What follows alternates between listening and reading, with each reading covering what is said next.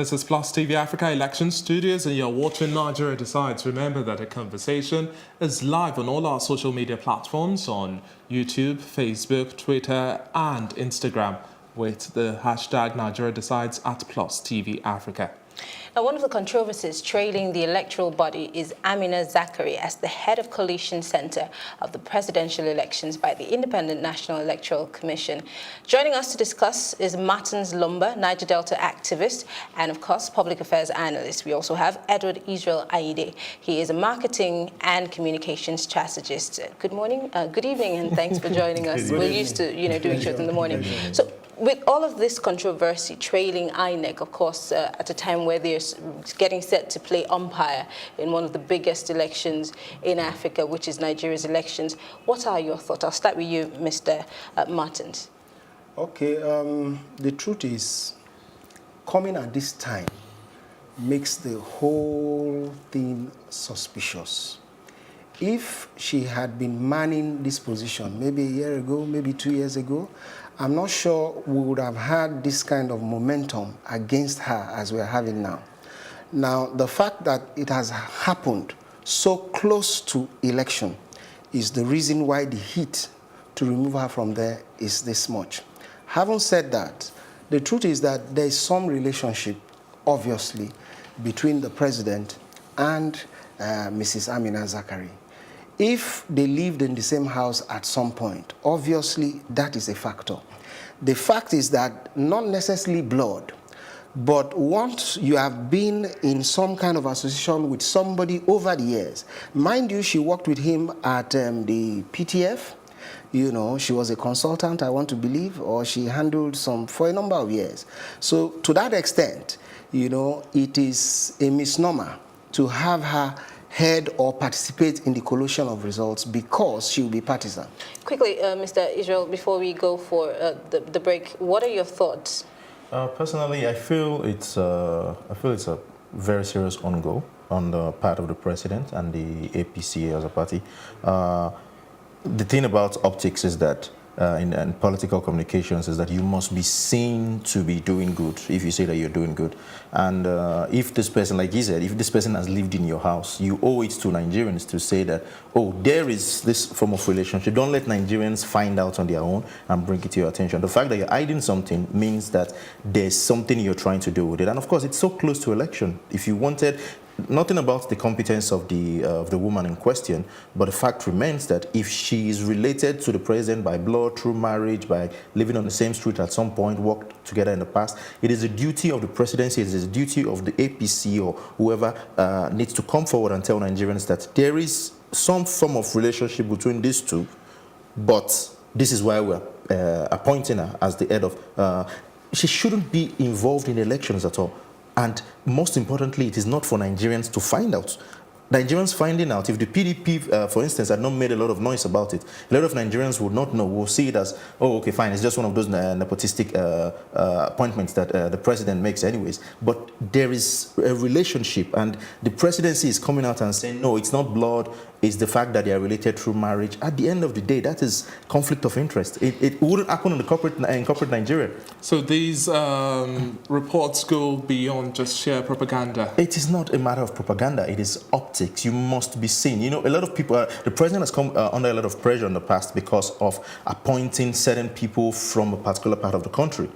And it is not that people are saying that those people are not competent. It is just a question of, you understand that you're president of Nigeria. There are different tribes, there are different sects, there are different creeds and all that. You need to appear as if you are as the president of Nigeria and not the president of a particular part of the country. But a lot of critics are saying that, look, this is like, a tiny fish compared to the bigger issues that we are supposed to be addressing, and this is a mere distraction of sorts. But there's a video of Amina Zakari. We want to go to that video, and when we come back, we'll talk more. Stay tuned.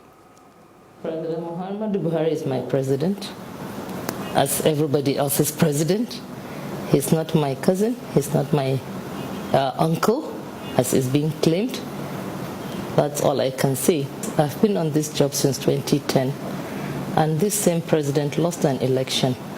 And the people that complain have worked closely with me. They have not in any way accuse me of any wrongdoing over the years. And I've done my work diligently. I was in charge of political party monitoring for 4 years, from 2010 to 2014.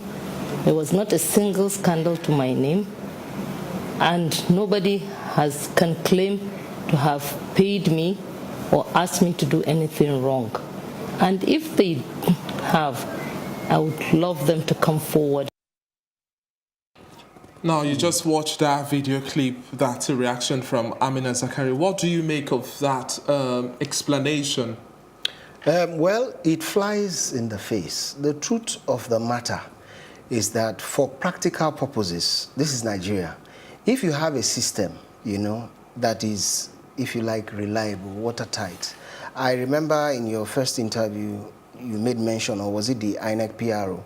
You made mention of tracking devices for their logistics cover and all of that. Quite impressive, quite encouraging, if indeed that is the reality. However, for practical purposes, if for any reason Amina Zakari has lived in the same house with President Buhari, she has no business, as a matter of fact, within the INEC structure altogether. That is how I see it. But if she has been there since 2010 up until now, she can't lose her job Just because a minute. somebody who knows her is now the president. The way I understand politics, the way I, in fact, define politics is just a trade of influence. You trade your influence.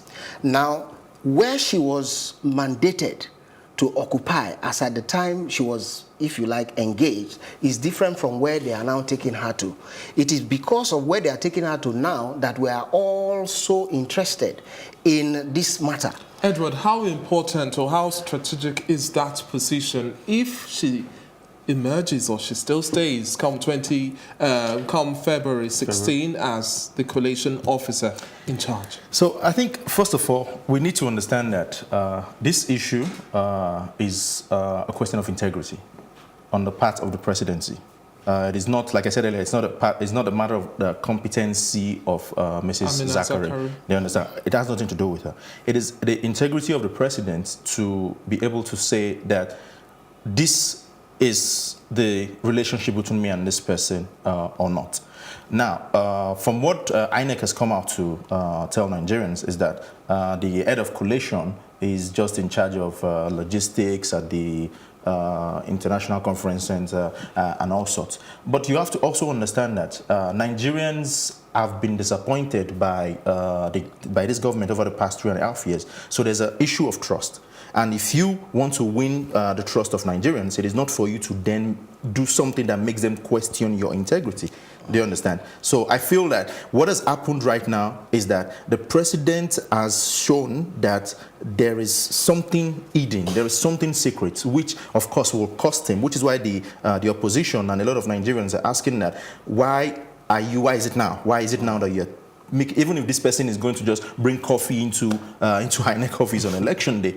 As in, if we had known about it, or if she had been appointed 2 years ago, maybe it wouldn't be an issue. But why is it on the eve of elections that, and a lot of us might not know how the INEC system works internally. But when you say someone is a collation officer, the way the average person on the street understands it is that this person is going to be in charge of. And we saw what happened. We saw what happened in Ekiti State.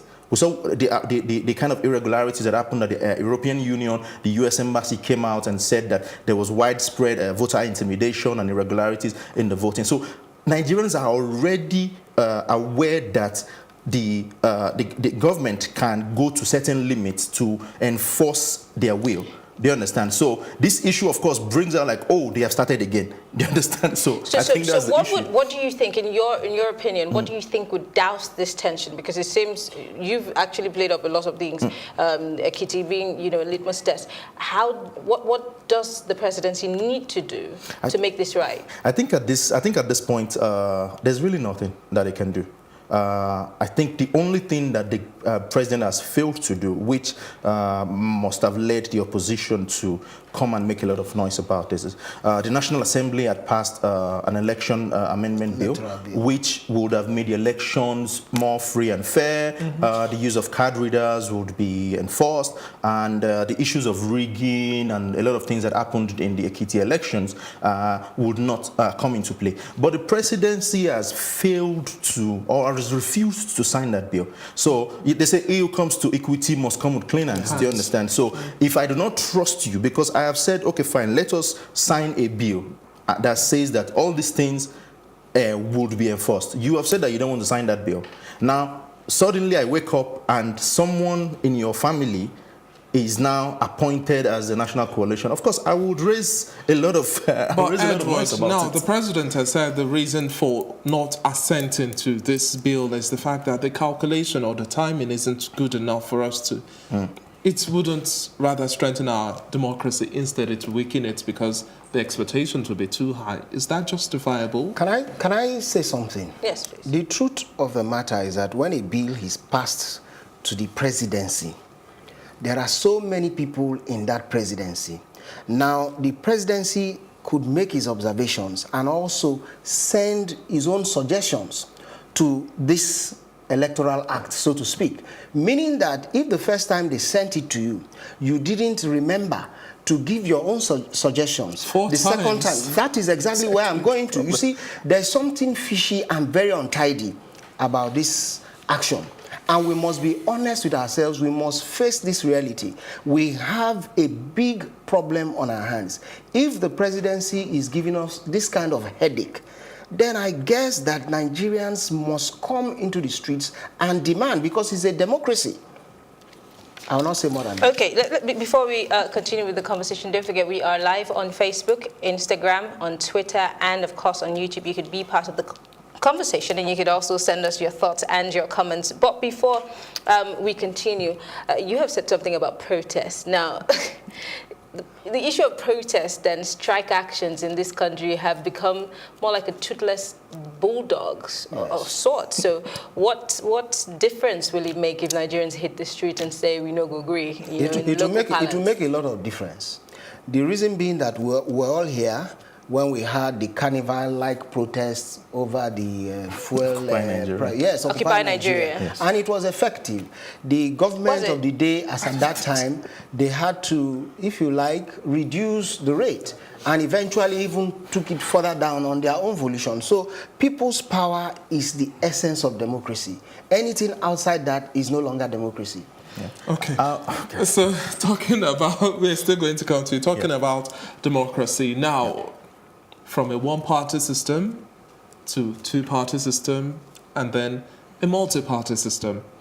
Do you think Nigeria today, the multi-party system that we have, 91 political parties playing this game of politics, is really a distraction? Because taking a flashback, a retrospective look at elections in time past, we've really just seen two parties at the end of the day emerge as the main contenders. Yeah. What are the merits and demerits of having a multi-party system? Because at the end of the day, some would just say, well, you get the same result. Yeah. Well, the beauty of democracy is that you must allow people freedom of association and freedom of expression. So even though there's the PDP, there's the APC, there must be some other people in Anambra State who feel like they want to start a Anambra National Party or the Benin Kebbi Boys Club or whatever it is that they want to call it.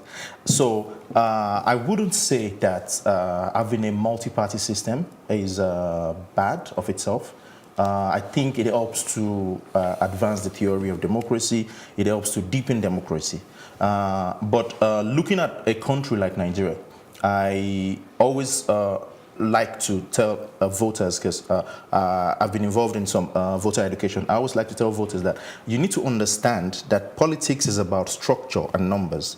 So there are candidates right now who are running for presidency, and I've not seen their posters in Lagos.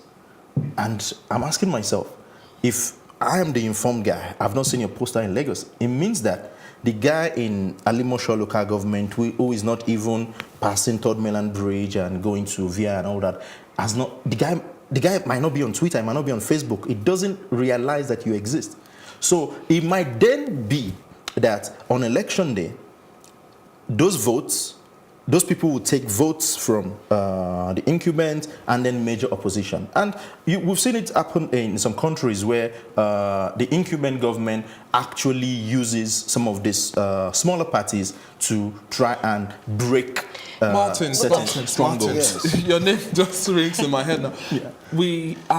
There are reports that Nigeria's democracy is not getting anywhere because we have this number of political parties and none of them is really an issue-based driven party. They don't have strong theories, they don't have strong ideologies. They're just the bedmates of strange familiar fellows who know what they are going after and toying with the electorate. The truth is that before now, even though I want to believe it will appear that it's the same standard, once you're a registered political party, you are entitled to some kind of benefit, some financial aid at some point.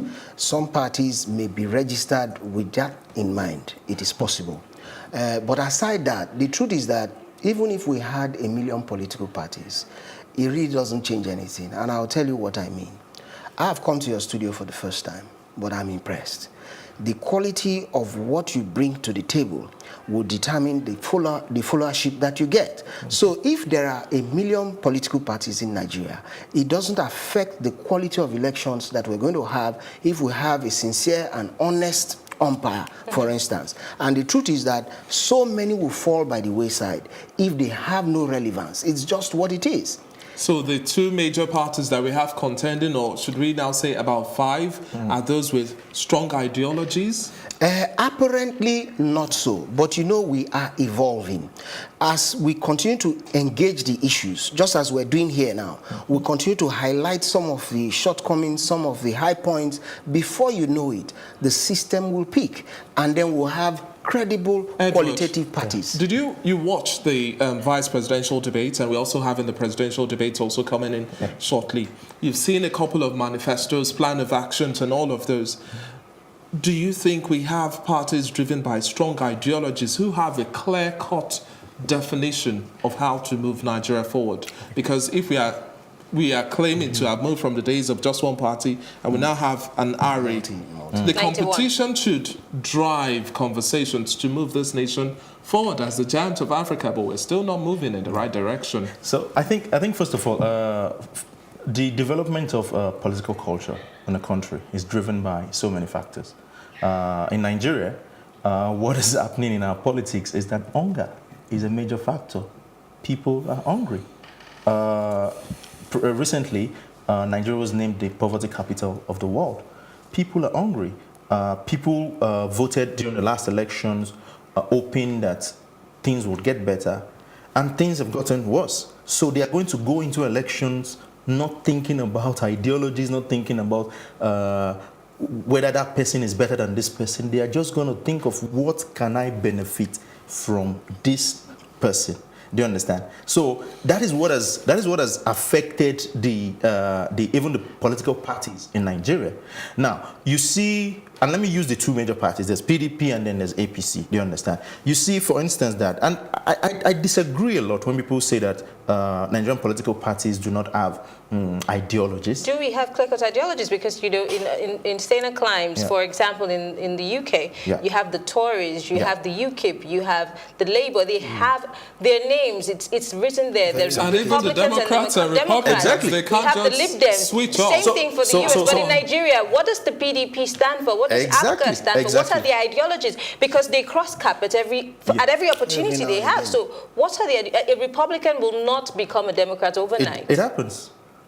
What's the percentage? The president of America presently, Donald Trump, was a Democrat for a number of years. See, politicians will do what politicians do. Politicians, they are looking for influence and interest. Wherever they will go to find influence and interest, they will go there.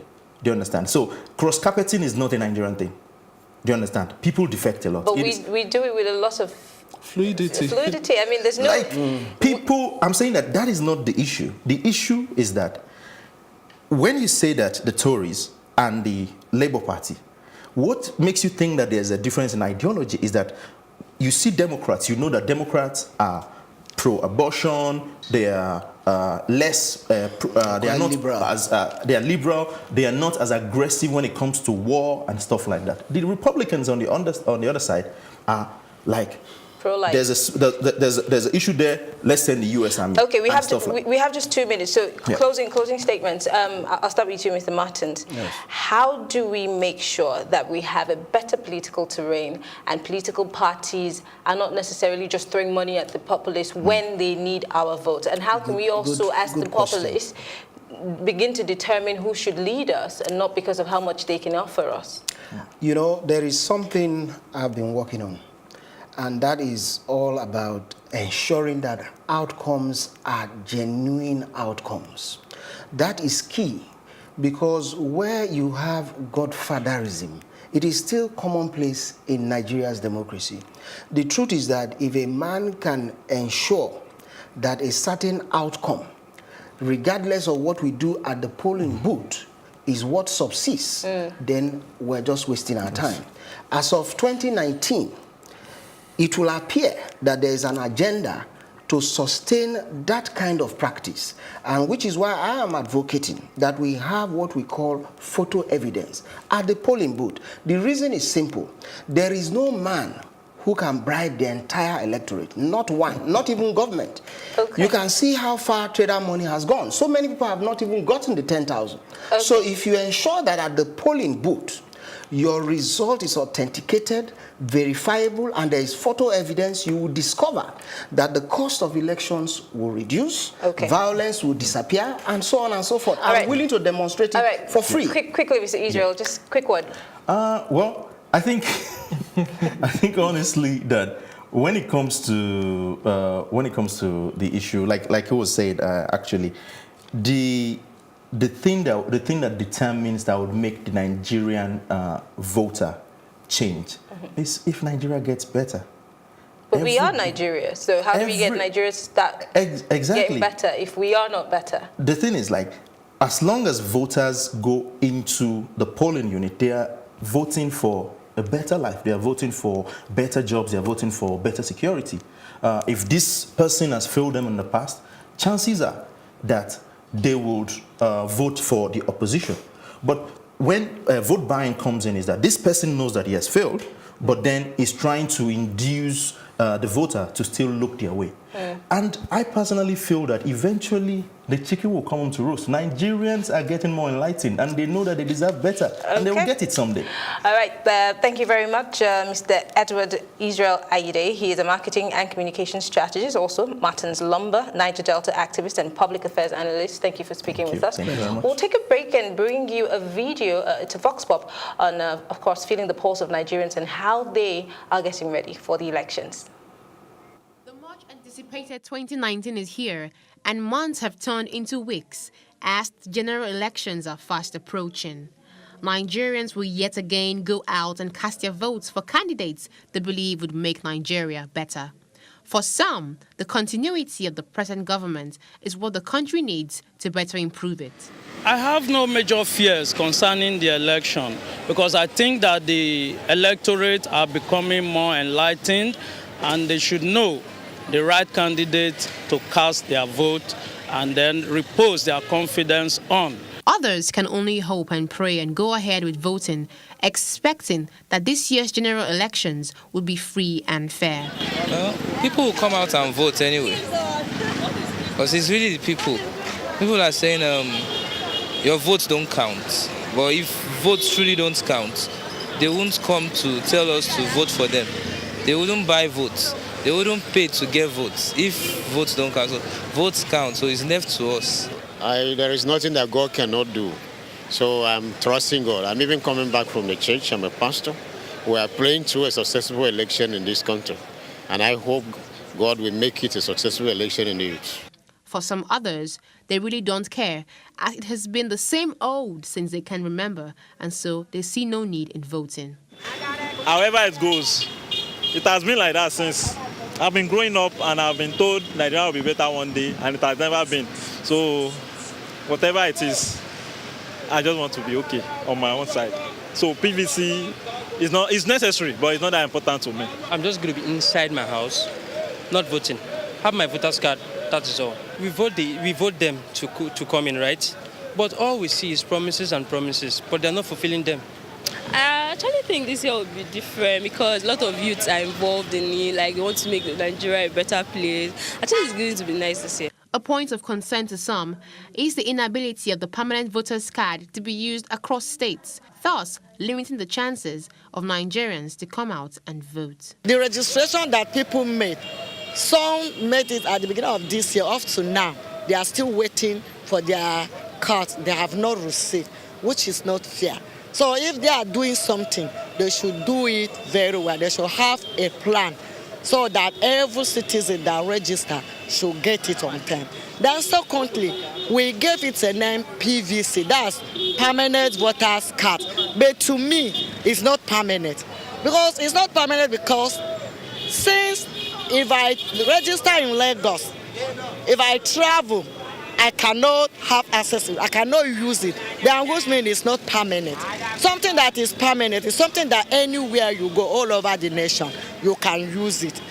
As people resume their regular activities after the just concluded festivities, a unifying concern for Nigerians is a hope for a better Nigeria and their willingness to make this happen by casting their votes. Susan Jasper for Plus TV Africa.